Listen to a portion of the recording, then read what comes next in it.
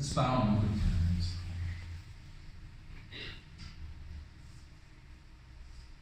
May the words of my mouth and the meditations of all our hearts come before you, O God, as our rock and as our Redeemer.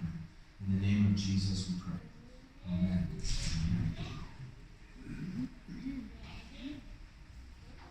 I think we have all experienced, and we have all been given tasks in our lives that are sometimes difficult to do. Maybe it is work-related. Maybe as I was talking to the children, but maybe more on an adult level, we've been given a project, or we have been given an assignment to fulfill. And it's challenging. It pushes us maybe even beyond to the limits of our own hard skills. Maybe it is a tough decision that we know that we are facing, that we're going to have to make, maybe for ourselves, maybe for someone else, but it's going to put, and we know it's going to put our comfort at risk. Or maybe it is this too. Maybe it's also a heart-to-heart conversation with someone whom we know, someone whom we love, but we know that that conversation is imminent.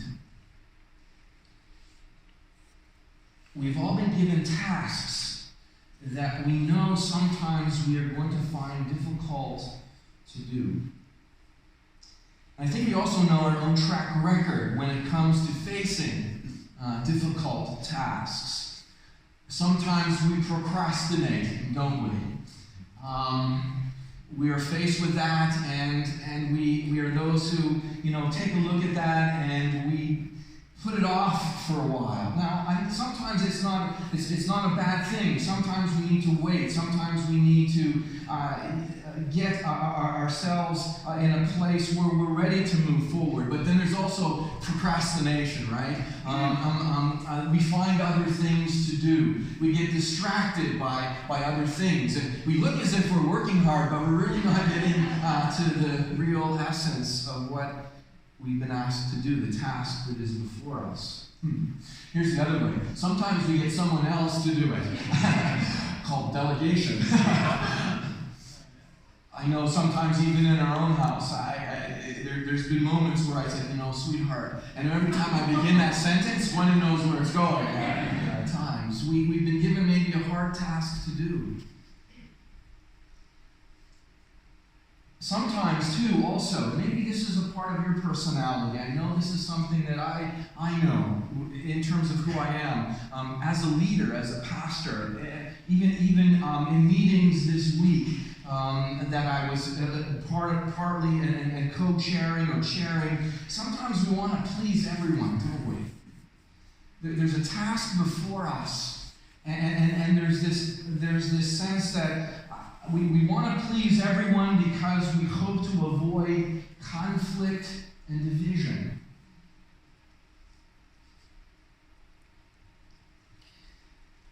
And what I'm learning, and what we all learn too, is how we respond to difficult tasks and tough decisions and hard conversations says something about our own character and who we are.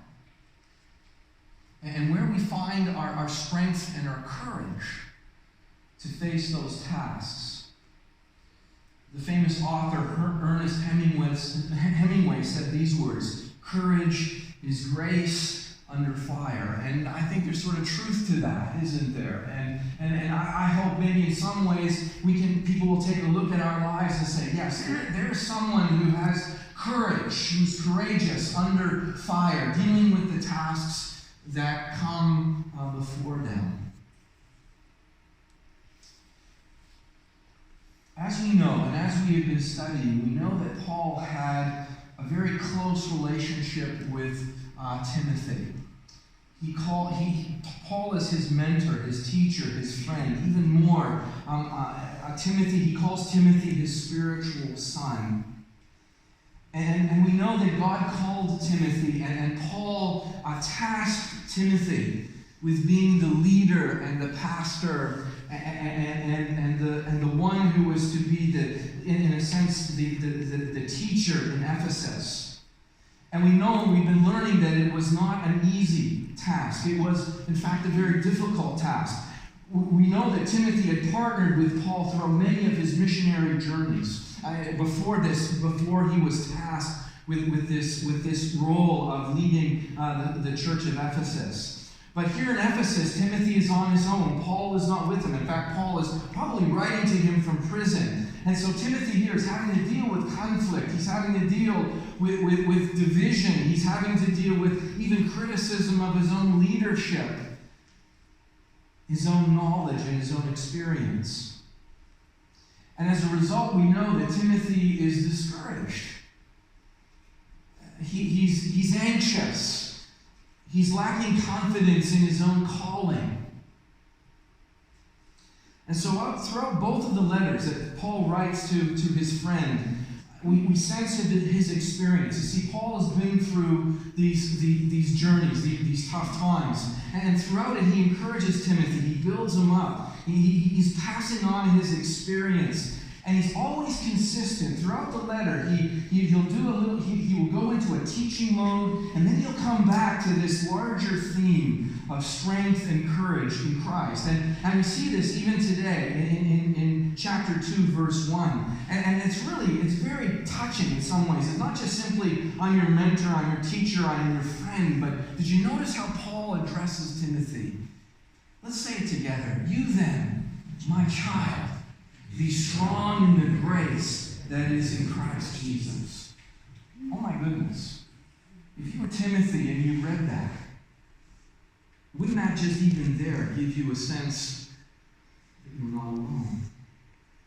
You see, Paul knows that Timothy cannot face this task on his own, and he needs to enlist God's grace into his life. It reminds Timothy that he's not, and here's important, all the way through this letter, he reminds Timothy, I'm not asking you to be perfect, just faithful. Just faithful. Be faithful. And it reminds Timothy that he is not alone. Be strong, my child, in the grace that is in Christ Jesus. That is your anchor. That is your power. You are not alone. And we've talked about this throughout this series, and I hope you've been encouraged with that even in your own life. Now today, I think Paul also reminds Timothy of something else. That sometimes when we are facing a difficult task, here it is. Indeed, God will give us strength. We can pray and we can find support in that God will give us courage to face that out and to live that out. But also here it is too, that we also bring our dedication, our devotion to a particular task and calling and purpose. In a sense, we are those who offer our best to God in that circumstance. Amen?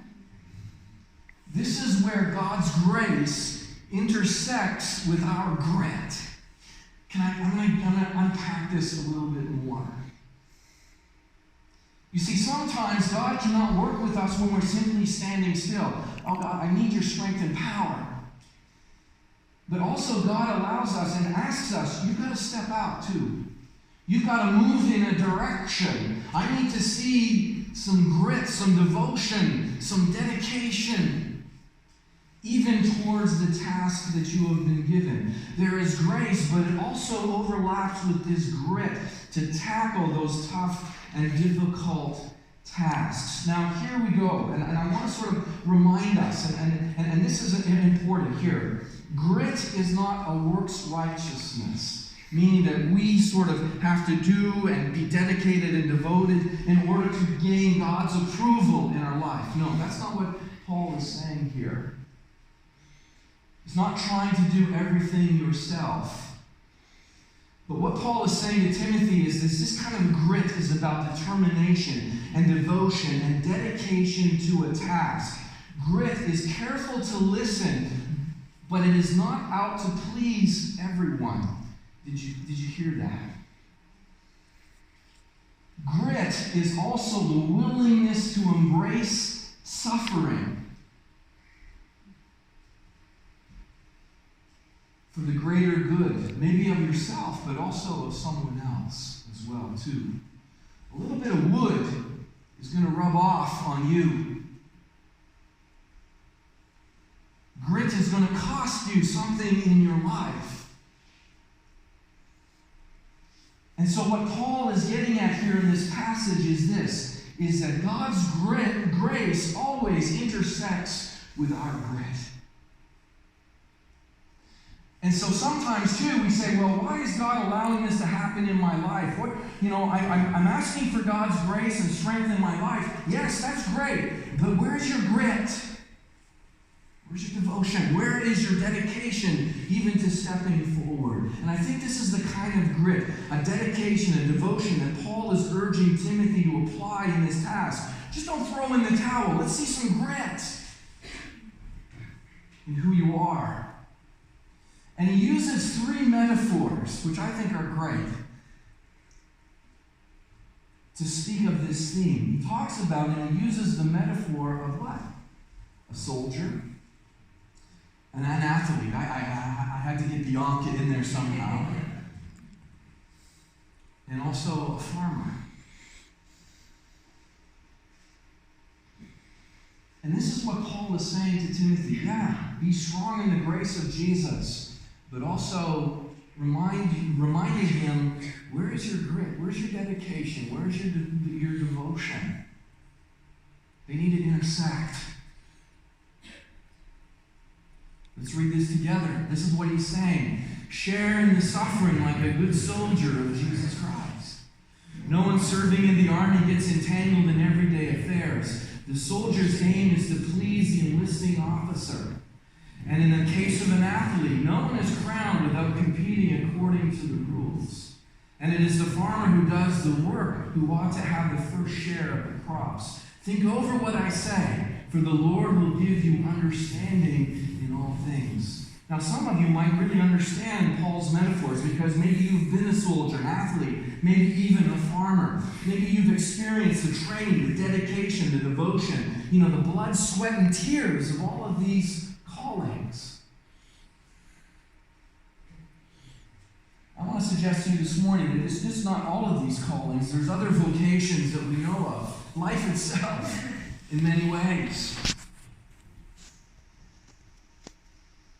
But I think Paul uses these metaphors because they would be something that Timothy would see every day in his everyday life. And even as a pastor and as a leader, sometimes we can get our eyes so focused on what we're doing, we fail to see what others are doing around us.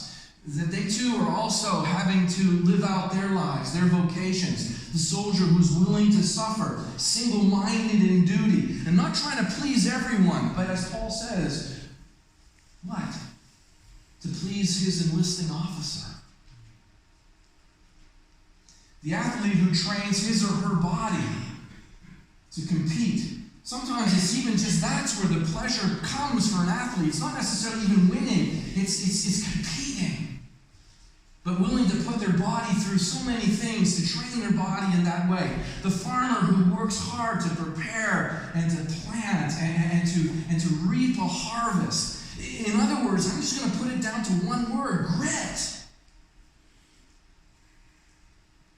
Timothy, where's your grit?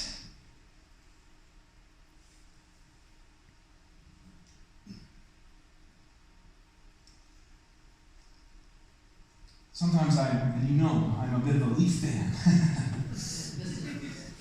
They need a lot of grit these days. And so sometimes even in the interview after the game, the coach comes out and says, and actually last night, Babcock came out and said, we're not playing with heart, with dedication, with devotion to this. Sometimes you'll hear commentators say this, we need more sandpaper.